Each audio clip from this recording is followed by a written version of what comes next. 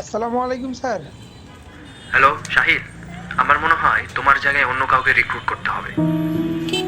তুমি কয়েকদিন আগে যে ছুটির আবেদন করেছিলে ওটা সম্ভব না। অফিসে এখন যথেষ্ট পরিমাণ কাজের চাপ চলছে। এরপরে ছুটির আবেদন নিয়ে আসলে সাথে করে রেজিগনেশন লেটারটাও নিয়ে আসো।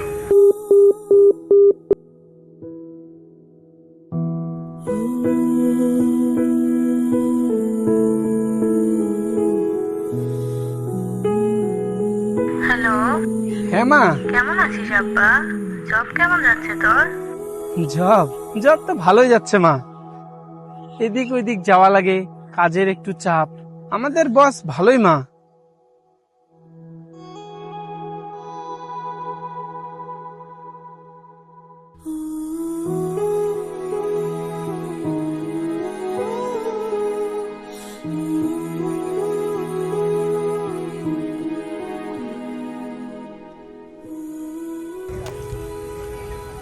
ছোটর কি খবর মা?